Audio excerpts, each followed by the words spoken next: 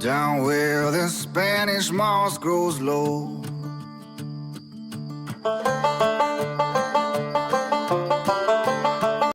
Anytime you decide to can anything, it is always smart to disinfect and sanitize your jars, which is what I'm attempting to do here, but the struggle bus is real.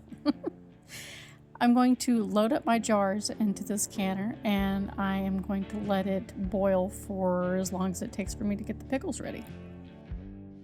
When you decide to can anything, make sure your jars are clean with hot soapy water and then hot steam bath like this. This is called water bathing. There is a depiction on the back of the ball box to let you know what needs to be processed at what. I will upload that right here. Go ahead and pause the video right here. That way you can go ahead and get an idea of what needs to be done at what. Now, whenever I load this, I do fill the jars full of hot water from my kettle. Kind of helps speed up the process a little bit, and I know that it's good and sanitized. And we're going to make sure that it's completely covered and underwater, and then we're going to put the lid on and let this run through its thing. For this canning, I'm using the package for kosher dill pickles. This makes about 15 pints I've found, and it works great for the number of pickles that I'm using now. Even though it doesn't call for hot peppers, I'm putting those in there anyway. Can It and Ferment It is another great book that you can use to find other pickle recipes, or if you want to ferment or can other items, it's a good source. Alright, to make the brine, you're going to want to add 7.5 cups of water in a non-reactive stainless steel pot, or something that's not aluminum, because you don't want it to react to the brine. I am using a ball jar to measure this out. There are measurements on the side. This is one of the larger jars, so I'm using it as a measuring cup because I'm lazy. I actually told y'all wrong. That was going to be 7 1/3 cup water. And for the vinegar, you are going to use 1 1/3 cup of distilled white vinegar. That's going to be 5% acidity.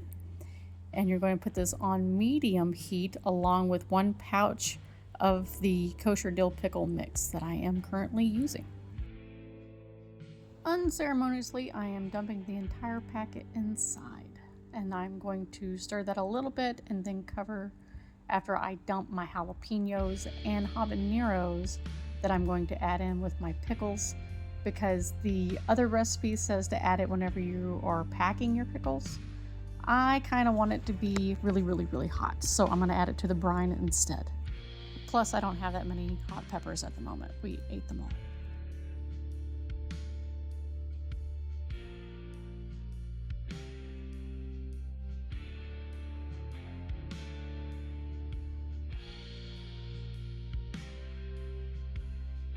Before processing, which I seem to have missed recording myself doing, you're going to want to wash all of your pickles, and then you're going to either slice them thinly or you're going to cut them in chunks, which I will show you that here in just a little bit. I'm not going to make you watch me chop up 10 pounds of pickles because that would be torture, and I'm not into that. And what you just saw me do, I just added a little bit of water into my slices. That way they stay nice and crisp, because I do not want a soggy pickle. Slicing and dicing all done. This is what it looks like before I start to pack my jars. And those are all the ends going in my compost. All right, I am just getting everything ready. You're going to want to pack these in those hot jars. I'm going to wipe the rims with a little bit of the vinegar to make sure that it stays sanitized. Although I shouldn't have to say it, I'm going to say it anyway. Make sure that you are washing your hands throughout this entire process, because you are handling food that's eventually going to be canned up and stored away for months to several years. Alright, so I'm going to go ahead and pack my pickles in my jars as far down as I can get them before I add in my brine. And just very carefully, I am going to ladle in a little bit till I have a 1/4 inch headspace in my jars. I am then going to put on my cap after I make sure all the bubbles are out of my jar, which you can see right there. You can also do this with a butter knife. As long as it's not a reactive metal, you can do this. I'm just using that plastic piece just because it's easy, and like I've said before, I'm lazy. Making sure that it's only a 1/4 inch, that's just right there on the tip. And my lovely assistant is helping me out. Now this is just going to be fingertip tight. You don't want it too tight, but that would be pretty good. And then once you have it finger tight, you're going to go ahead and stick it back into your water bath, and you're going to water bath it for 15 minutes. You're going to add 5 minutes for however your altitude is. Anything above 1,000, you're going to want to add 5 minutes to it.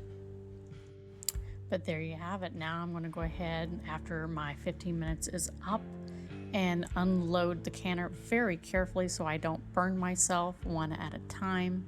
And then I'm going to load in the last batch. Like I said before, this is made 15 pint jars. So if you're interested in making this, please do let me know how it works for you. And I will catch y'all on the next one. Make sure you hit that like, subscribe, share the video. It helps out a whole lot. Thank you.